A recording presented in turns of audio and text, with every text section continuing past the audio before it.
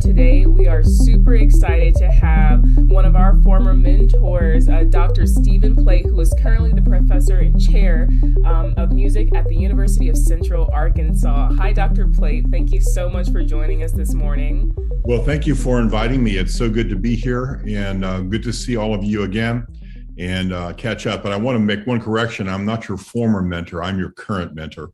Absolutely. And I will always be. And it's one of the nice things about being a professor of music and dealing with students, over all these years, is that I get to champion the things that you're trying to do, the things you are doing, and I've got your back.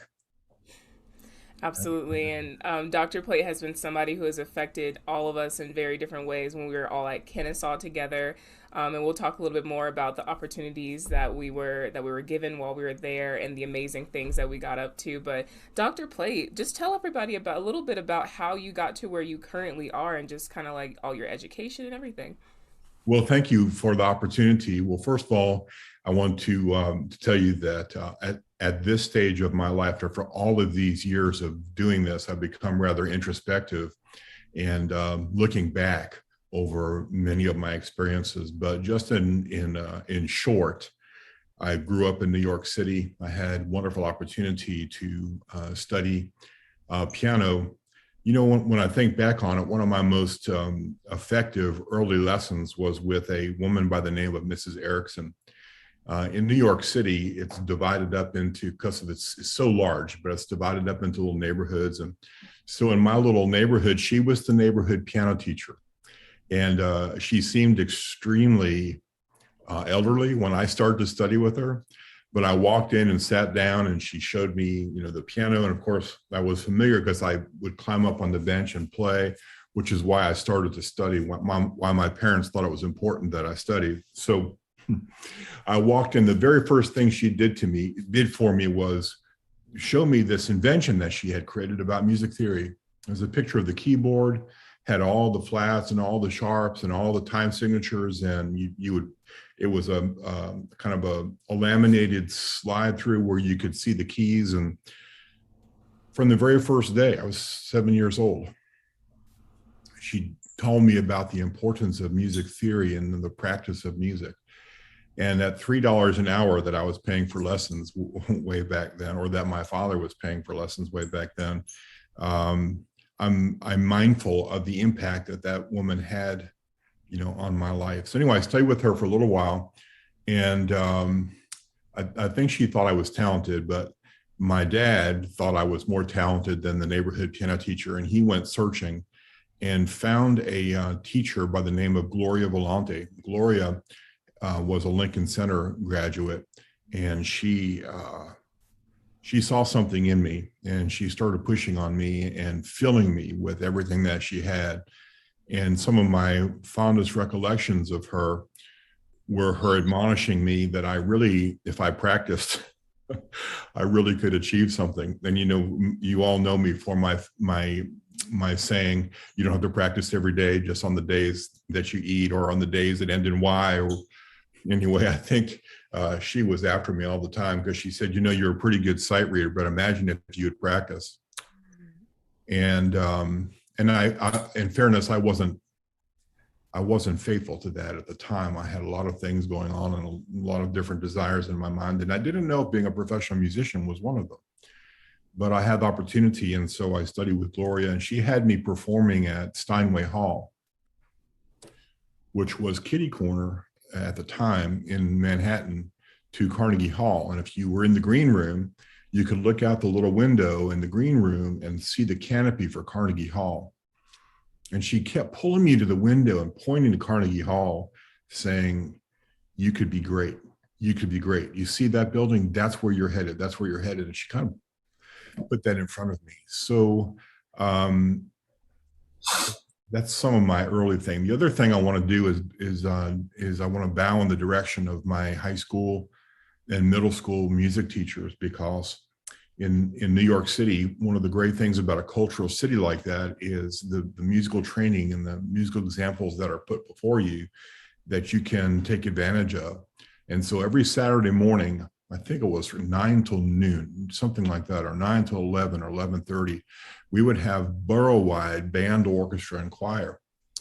And you had to audition. It wasn't open to everyone. You had to actually pass muster. And I remember those music teachers gave of their lives. Can you imagine every Saturday morning for 3.5 hours, we would meet and do the greatest of literature. In fact, I found in my notes not long ago a program book from our performance, which was actually in Brooklyn, because we had to go to a venue that was large enough to, Symphony of 1,000. We could easily do a Symphony of 1,000. So we were introduced to this great literature. Anyway, there's a picture of me, I think in the 8th grade, holding my tuba playing in one of these performances. And I just remember the camaraderie, the friendships, the trials of difficult music, and trying to play. Again, I wasn't prepared to be a professional musician. I hadn't gotten bitten by that yet, but I have very fond recollections of those teachers.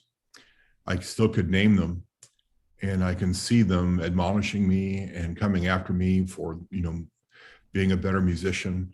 And I just want to honor them today by saying those are difficult things to do, and to have that kind of commitment to reach out to students who don't even know if they're interested, but they provided lifelong, lasting examples of greatness and of great opportunities. And so I want to, recognize them today from my early childhood. I was 16 and a half years old, and I was going down a dubious pathway in some of my friendships and the things that I was trying to do.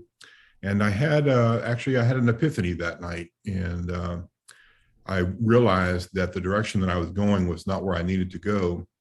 And the very next day, one of the challenges of leaving your set of friends, these were not my musical friends, by the way, these were acquaintances that I had made. But one of the challenges of leaving a group of friends behind at that age is feeling alone and rejected. Well, it kind of fit the paradigm of the musician pretty well, because we do alone a lot of the time, right? So, but the very next night, I was invited to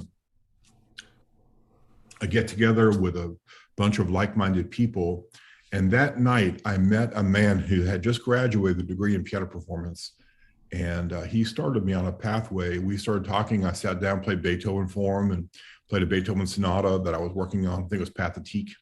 And he said, "Would you like to study with me?" And for the next year and a half, he prepared me for college. So when it came to auditioning and getting ready, so I went to the school where he went, which was Evangel University in Springfield, Missouri. It was a small school, but it had national accreditation for music. And I met a group of men and women, professional men and women, who were the epitome of professionalism and inquiry and industriousness. And even though they didn't have a lot when it came to money or great buildings, they poured themselves into all of us and started to mold us and to make us into what we could be. Even for me, what I never even expected that I would be. And I never went to college to study music to become a teacher. I went to college to become a better musician. And I would say this to anyone listening today who's disadvantaged. I grew up in a family that supported me in music, but were themselves not professional musicians, and they couldn't give me clear insights into what it took to be a professional musician. And even though I was trained by a Lincoln Center type person, well, I think she'd be surprised today. I've lost contact with her. I don't even know what she's doing, but she'd be surprised, I think, with some of my lessons and where I've ended up. But I still want to honor those early on people and those college professors who started me on the pathway that I've never wavered from. And I was walking from the practice room around midnight, very first week of school as a freshman music major. And I realized that I was in the environment that I wanted to spend all of my days in. And so right then and there, I decided that I was going to be a music major. and I was going to dedicate my life to being as good as I could be, not better than other people, which I also want to emphasize. It's not about us compared to whomever.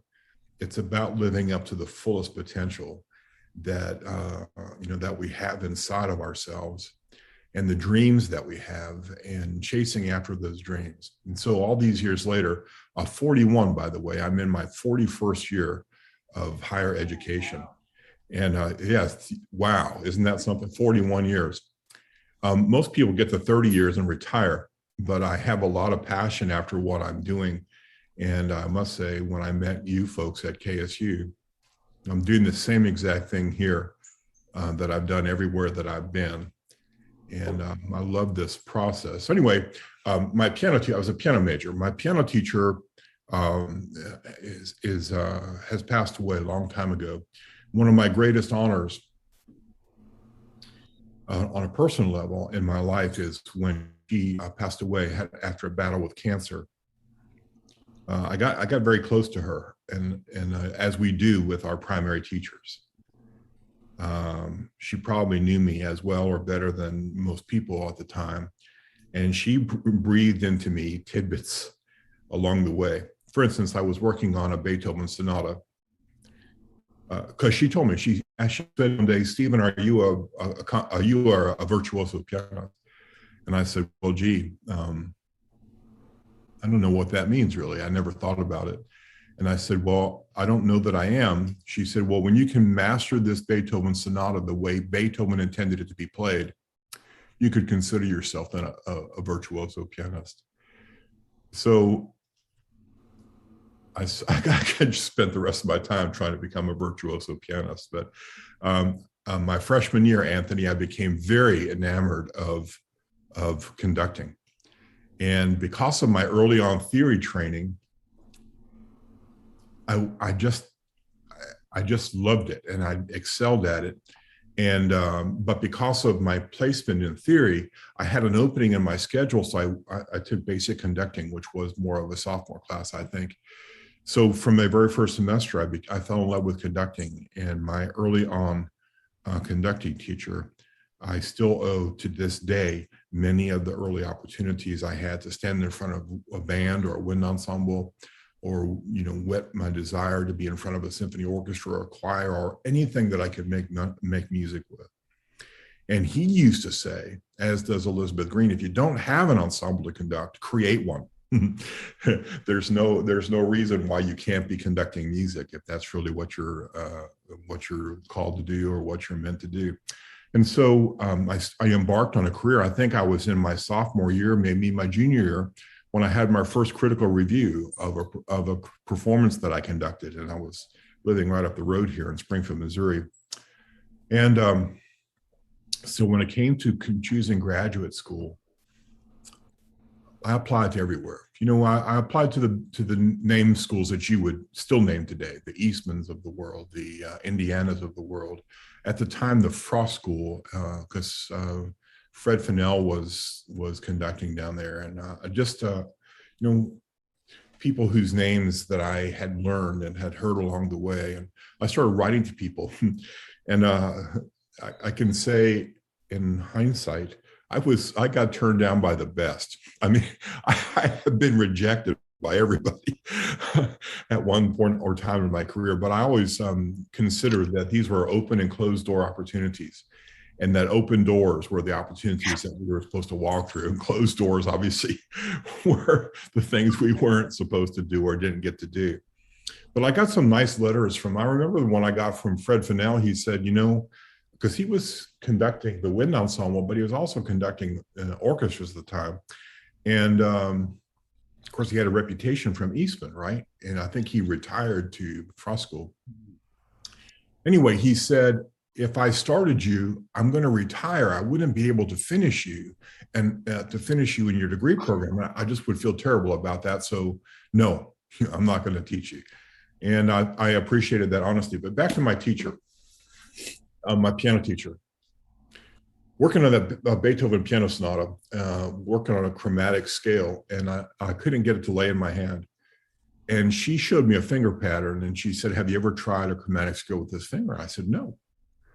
And I did it. And she had a large hand. I have a large hand. And it fell into my hand better than it had been prior to that. And she said, "You know where I learned that finger pattern?" I said, "I have no idea." And I was embarrassed that I hadn't thought about it. But she said, "Well, I learned it from my teacher. Do you know who my teacher was?" Well, at the age of 18, I hadn't thought very much about whose teachers were who. And it was part of my naivete and my ignorance.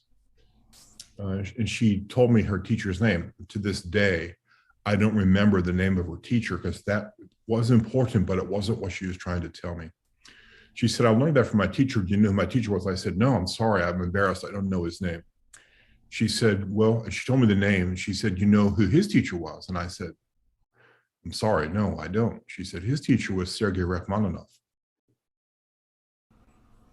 And she taught me a lesson that day that in the most unexpected places, you get to learn with people you have no idea who they are.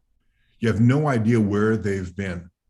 And so we look at these great music schools that we get to go to and these great music schools that people have worked to create that have gone before us.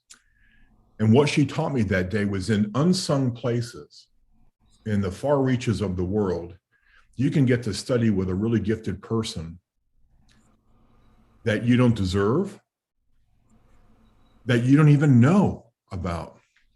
And she taught me this great thing about succession from teacher to student, teacher to student over generations. And so in my bio, you might have seen that I'm a third generation Rachmaninoff protege because I didn't study with him. I studied with her who studied with him, who studied with his student, who studied with him. And if you've been around piano music very much, you know about Carl Czerny's School of Velocity.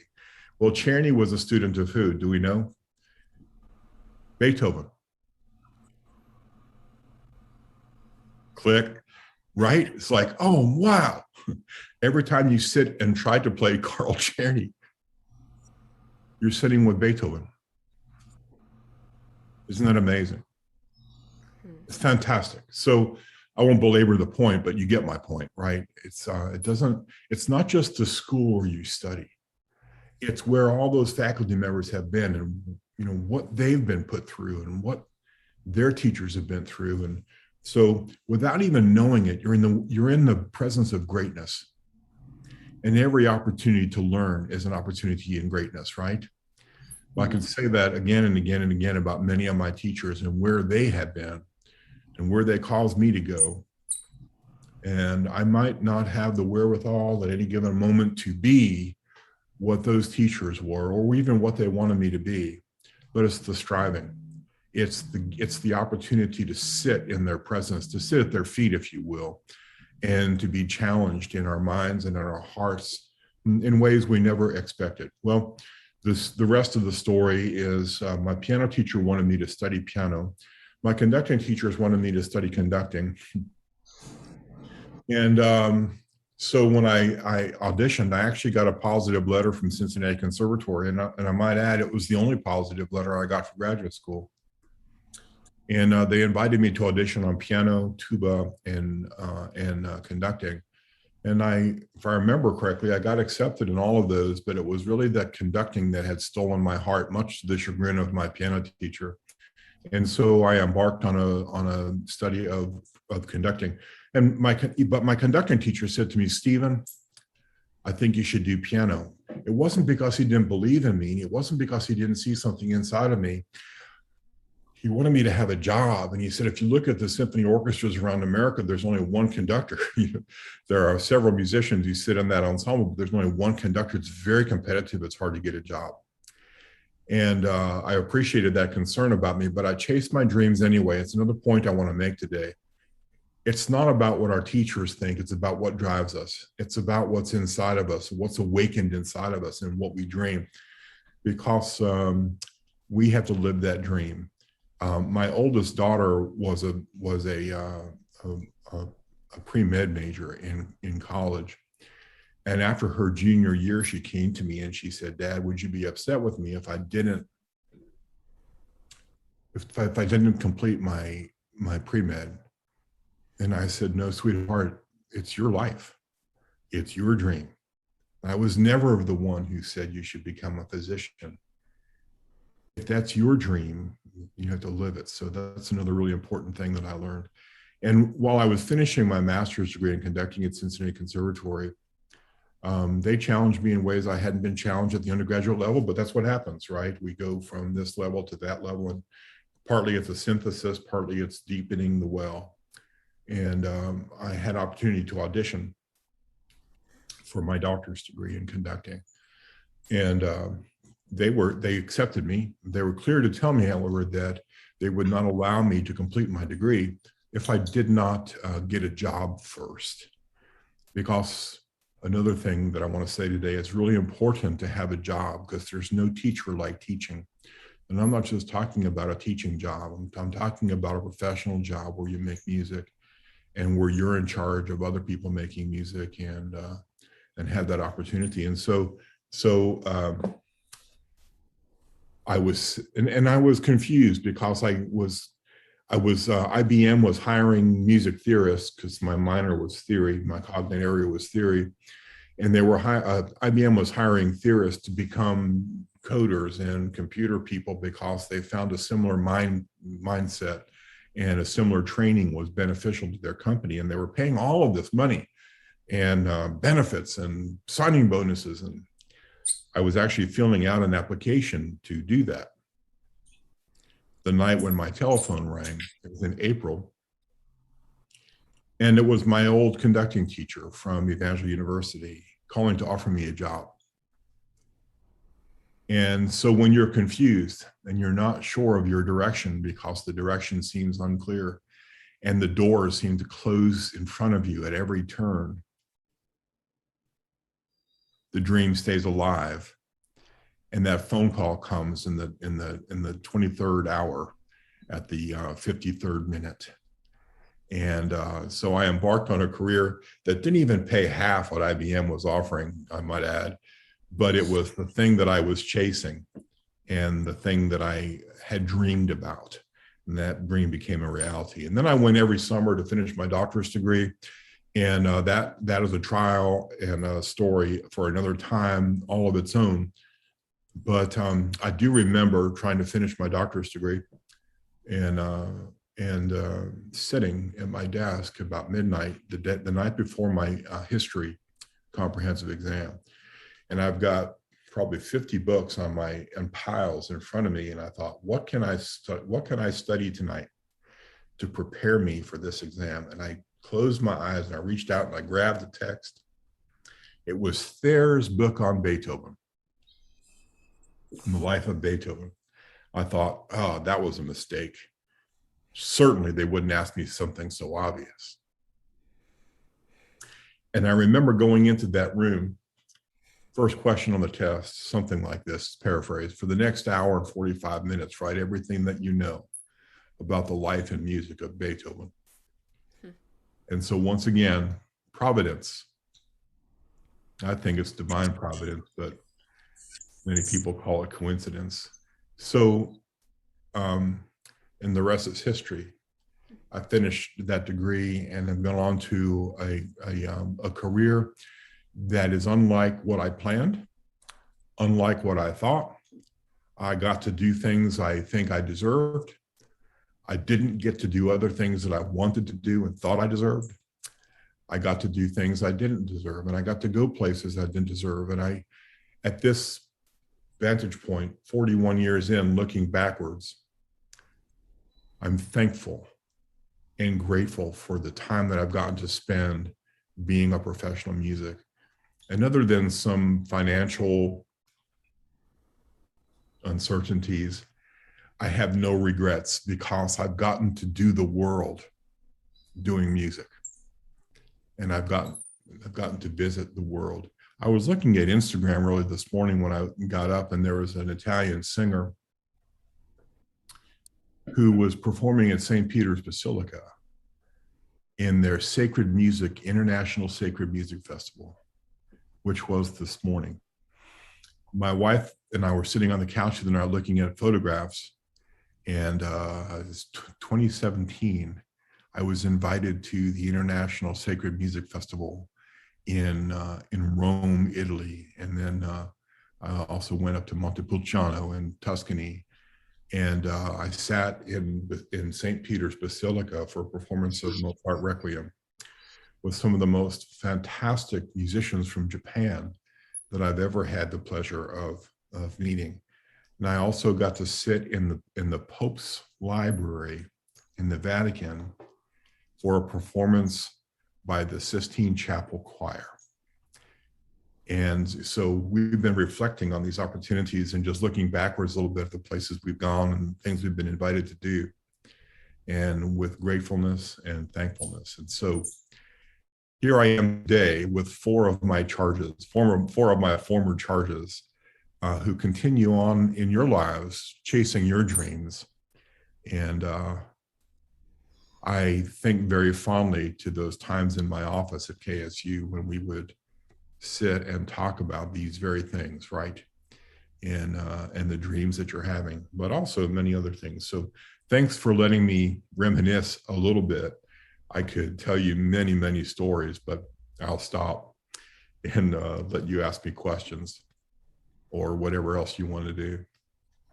No, I mean it was amazing. It really does feel like old times of being in your office and just having these, I don't know if you call it like coffee talks, brainstorming sessions, all those things, but definitely makes me think back to those days. And I think we were didn't know exactly how special that situation was, because there I know plenty of people who have never said a word to their administrators at their school, let alone had like relationships that have helped them discover who they were as individuals and as musicians, and as educators.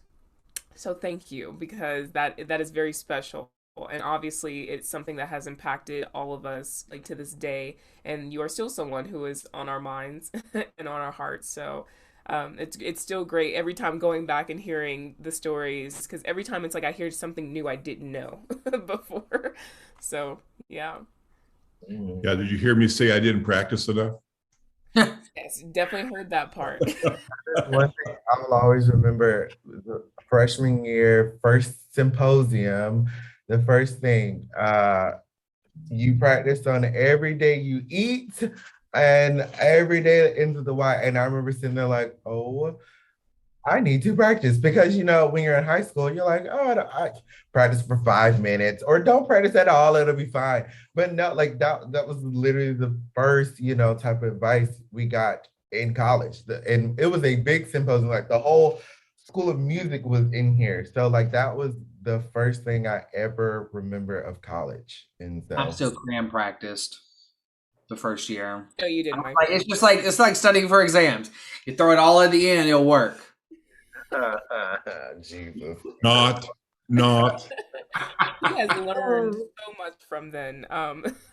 But I just remember, actually, I think it was the audition, because I think he used to come to auditions and talk to the parents and the students, but specifically whenever the students, when we started going to actually do our auditions, you would stay and talk to the parents and take questions. And I remember my mom, after my audition, I came back and everything, and she goes, "Oh my gosh, that tall man, he's so great with he says the most amazing things, and I wrote these all down for you." And you were Bless always a your staple heart. for her in her mind. Whenever she thinks about KSU and my time at KSU, she always thinks about you, and always is like the tall man, Dr. Plate, like all his ideas. And so yeah, you were so significant, not only for the students who were there, the administration, the other faculty and staff who were there, but also the parents who came in for auditions and those brief tours and everything. You just were a staple. I really enjoyed that, and one of the reasons that I decided along in my career that was important was I got to talk to so many moms and dads who were afraid of allowing their children to be in the arts. And it's probably a good opportunity to say this in this podcast. We've all watched for the last year and a half an entire industry be shut down around the world. And almost everybody that I knew, except for those in education, was out of work with no remedy and seemingly no one to care. But I'm so proud of all of the ingenuity and creativity that was created, like this podcast, in part, as a result of sitting at home, not getting to do what we do except to practice. And many people became discouraged over that, because practice for what? Right? So I do want to say again, I look with at this vantage point backwards, never regretting a career in the arts. And as I've said to all of you many times, a time is coming in our very near future where there aren't nearly enough musicians of training and of substance for all of the jobs that are going to be vacated by those like me who are going to soon be retiring. And when you think about the need for excellence and for broad-mindedness about music and inclusion for music, this is a time, and even greater challenges and times are coming. So I'm so glad you guys are in the arts and studying music, and that you're continuing to make a way for young people who might not, other than with your influence, have the opportunity to even study at the level that they are, you know. So Anthony, when you're standing in front of those choirs and working with those high school musicians, remember what I said about those teachers that I had. They kept me honest, and they kept pushing me towards a prize I didn't even understand. But I still needed them. You know, they were invaluable to what I ended up doing. And the tragedy after all these years is I've never seen them again. I've never gotten to tell them. So another thing I would like recorded here for posterity is you can never say thank you enough, especially to those people who in part got you where you are. This is true. Yeah. Anyway, again, I'm dominating, asking some more questions. No, it's amazing. And something that I think I took away the most, or that I enjoyed the most about getting to work with you at KSU, were the opportunities for, like, I guess, student leadership and programs that were oriented around like students and being led by students. And obviously SOMSAC was something that was a very big and significant thing for like Anthony and myself, Michael, who was also on the council, and you are our faculty advisor for that. And it's so I think those programs are becoming more normal, I think, around our field, because it's necessary. And I just want to say, like, that was getting to do SOMSAC and getting to know all the little granular details that goes into a beast like a student organization was so significant, and also was a huge part of my desire and my interest and my now passion for arts administration and arts leadership in general. So, and congratulations for your internship. And but for the sake of those who are listening, they probably don't know what SOMSAC is. What is SOMSAC? Right, this is true. So SOMSAC was it was technically KSU, so Kennesaw State University School of Music Student Advisory Council.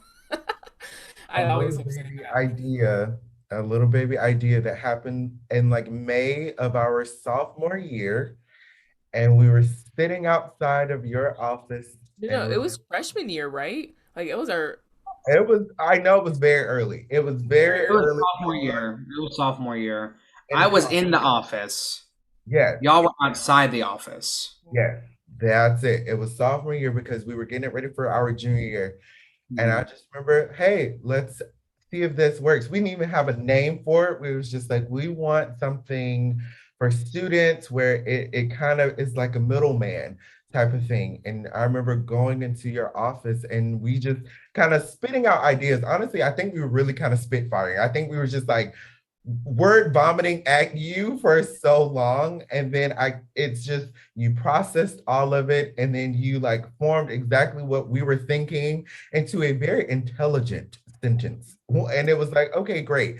We're all on the same page. So that was really, really good. And I know for me, it was definitely an experience that I will always take with me because the things that we learned creating SOMSAC and actually, making sure it was a long-standing organization, it was a lot, but it definitely kind of benefited us to be who we are today as leaders. So thank you for really kind of just, letting our vision kind of fly. So thank you so much for that.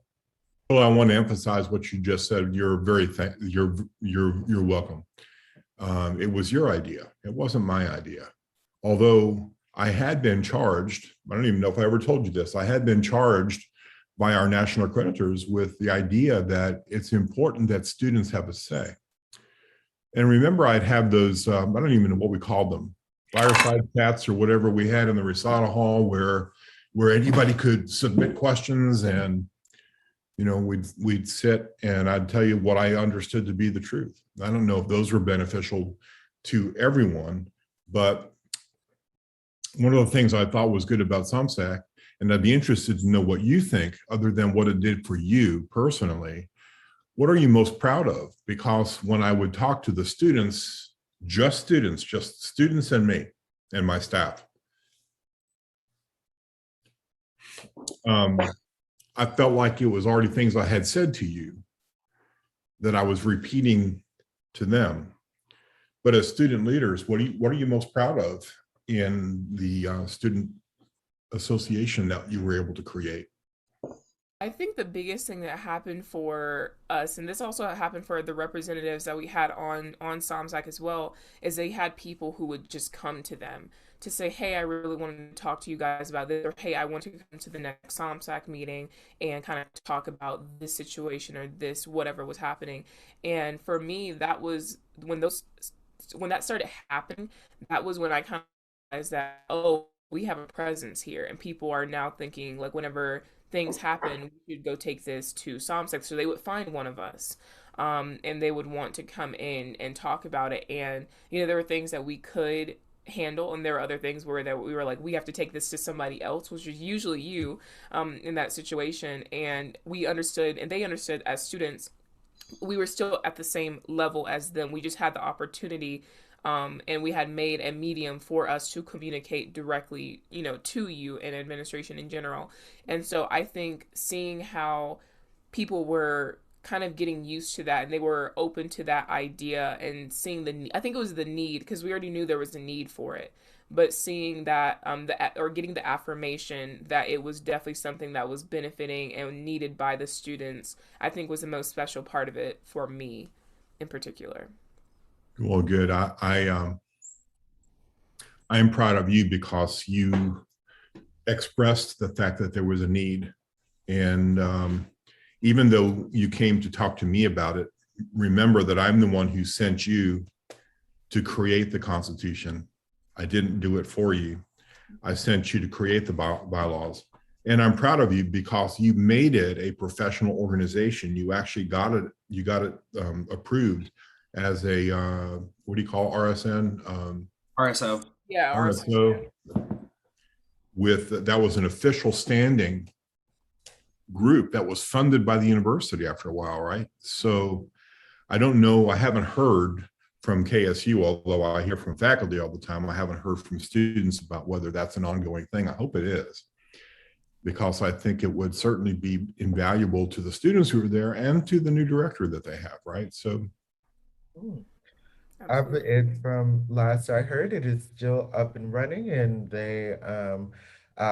it's funny because now the ones that were little freshmen when I was there are now the presidents and everything. So it's just always interesting to see how that happens. And I know the current president actually reached out to me actually a couple of years ago and just said that seeing diversity in that group really was very important to him because, when you were at a school sometimes it feels like your voice is not heard sometimes, especially, I mean, Kennesaw, even though we say we're small, we're actually not small. Like the school is quite big as a both school of music and the university in general. And so he said that seeing us, the first generation of Sunset, you know, being diverse and being vocal, it really gave him the confidence to really uh, be good at what he do throughout his career at Kennesaw and also go out to be the president of SOMSAC. I mean, it really benefited him as well. So I think that was one of the big things for me um, about being a leader is hearing those stories of like, you know, for me, I'm just doing what, you know, I thought was best. You know, I was just living my life, but Right. seeing that it affected somebody else in a positive way, I think that is one of the biggest compliments that I've received since Right. departing. Even though we're not at KSU anymore, I did see the opening convocation that you referenced early on, and it was gratifying to me to see that Bailey, the Morgan Hall, packed Mhm. on opening day, because one of the things that was also that I was busy doing there was making it grow. And so I'm glad to see that that legacy lives on and that your legacy lives on. And I did think it was a pretty funky name at first, SOMSAC, but Uh, I'm so glad that it stuck, and I'm so glad for the ingenuity and the creativeness that it took to create something of lasting value. And I think we all learned something in doing that, right?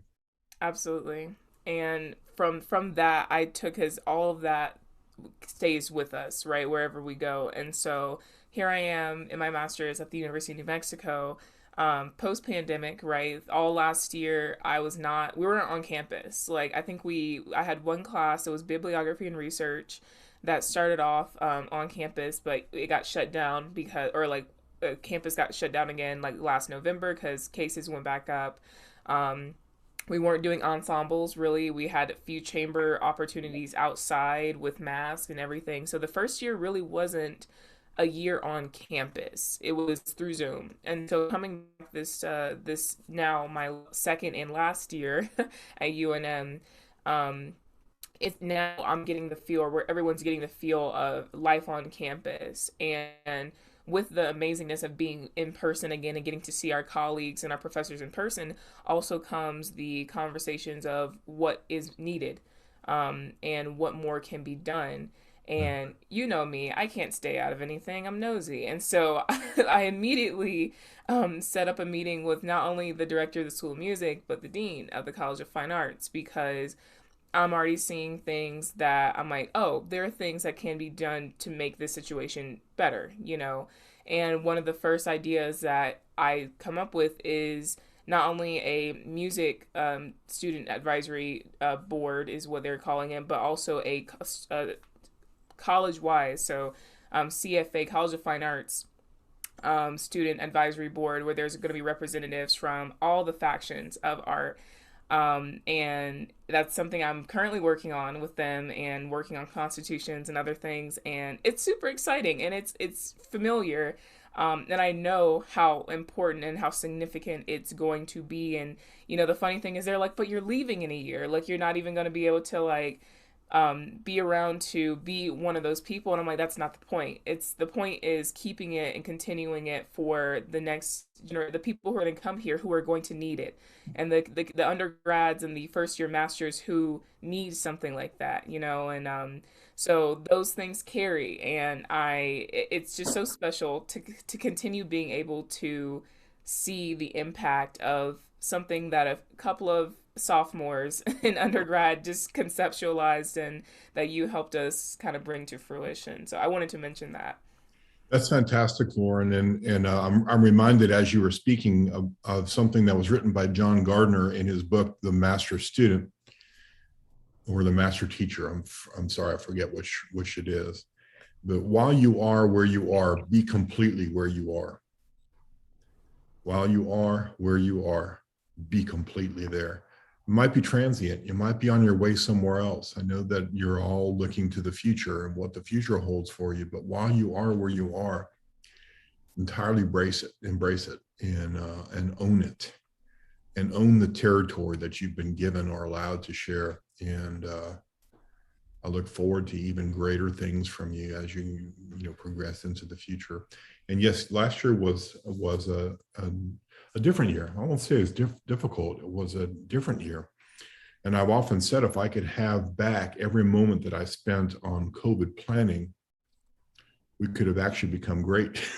But the fact we did have ensembles. We never stopped playing. We never stopped performing, but we didn't do it for live audiences. We just recorded them and then broadcasted them, and so we did have spatial issues. We did have mask issues. We had puppy pads on the floor for all the brass players, and little spittoons for them, and sanitizing wipes like crazy. And yes, it's very different. And I hope you've all been well, and that you have been without COVID and have been able to stay away from it. And that I hope you're all vaccinated and staying well. So what else can we talk about? I've been talking a lot. Did you guys want to? So the only thing before we cut off and have to depart is when you finally got the bug to be an arts administrator, what was that? Because we've talked about, piano, we've talked about you being a conductor.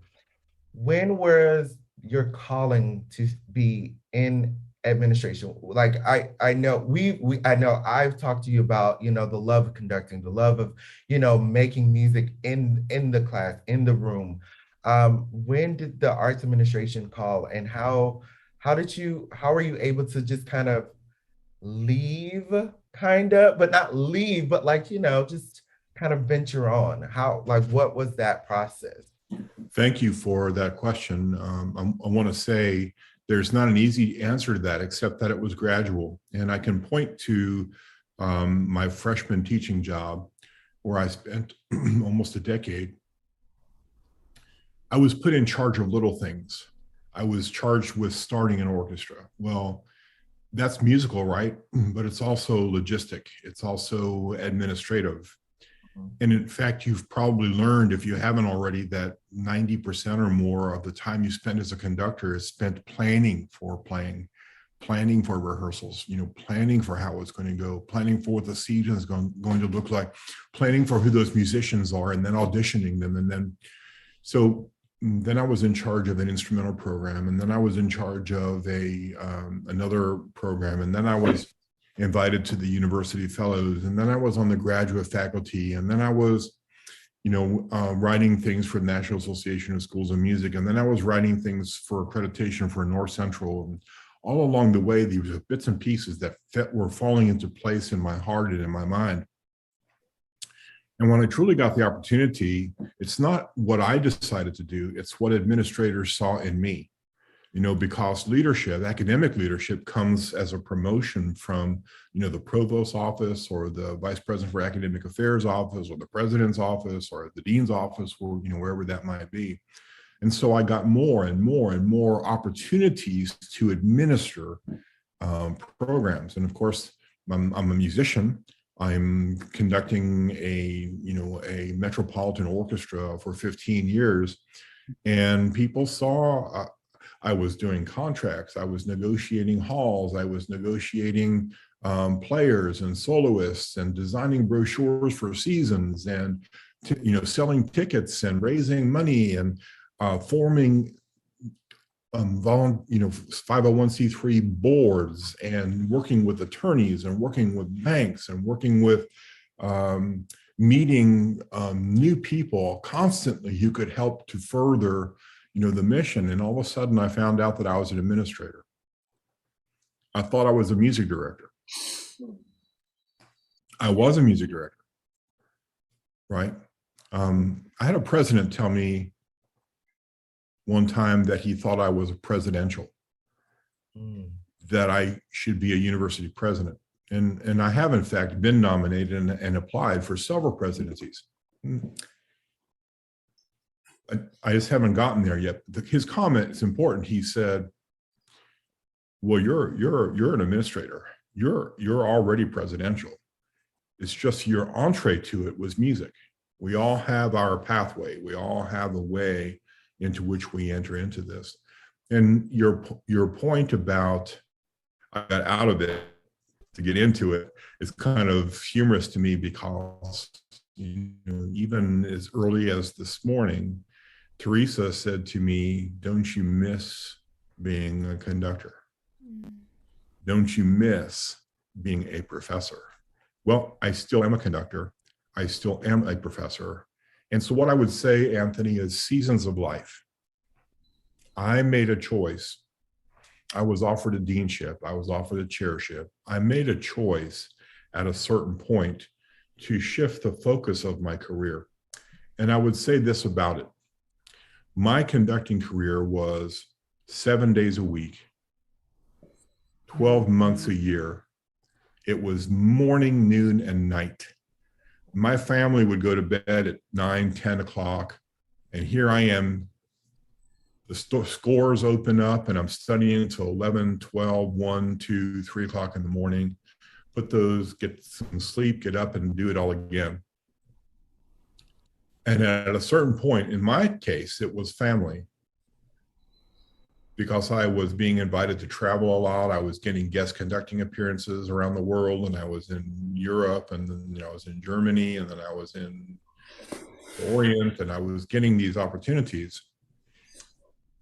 And but being home wasn't an opportunity. And I had 3 little kids. Guess I was home enough to have 3 little kids, but I wasn't home very much. That was a funny. Anyway, I don't have a single thing that I point to, except that I was doing the job of an administrator, and someone else noticed. Right. And another thing that I would like in this recording for posterity's sake is administration is people oriented. This work that we do in administration is all about people. And I like to say this all the time is I don't have any trouble treating people the way I would like to be treated. And at the end of the day, it's all about people. It's all about music, but it's all about people. And in music, we get some prickly personalities, we get some egocentric, whatever, because they're masterfully created. They're masterfully proficient at music. But underneath that is personhood. What drives that is personhood. So don't ever get to the point where you think that people are expendable because you're administrating not programs, but you're administrating people. And it's really important and it's personal. So, when I have faculty in my office have their annual review, rather than me talk, I let them talk. And then I'll tell them about my perceptions about what they've said. It's like, how was your scholarship this year? Well, I did. Well, and I'll start to interact with what they told me rather than telling them what their job is. Because at the end of the day, we all have jobs and we're all employees, but we're individual people created individually. And it's really fragile. And we are fragile.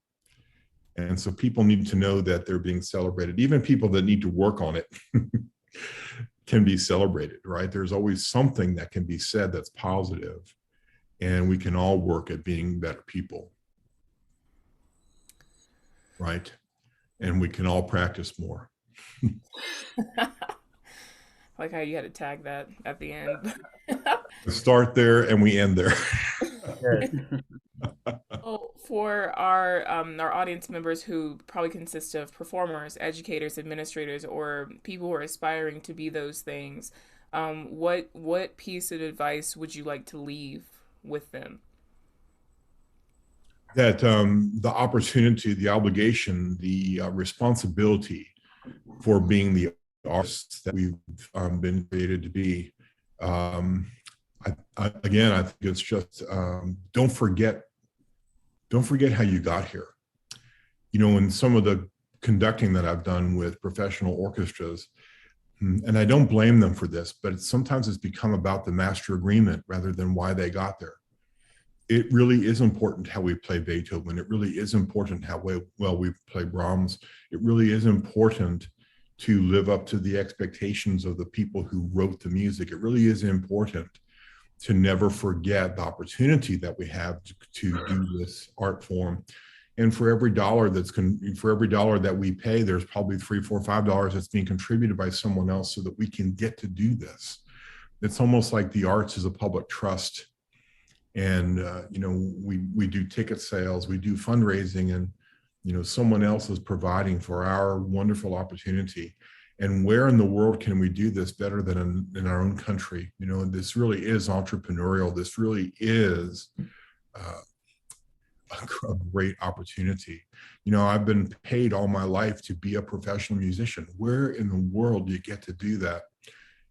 You know, it's never been enough pay, but it's still, you know, I don't know.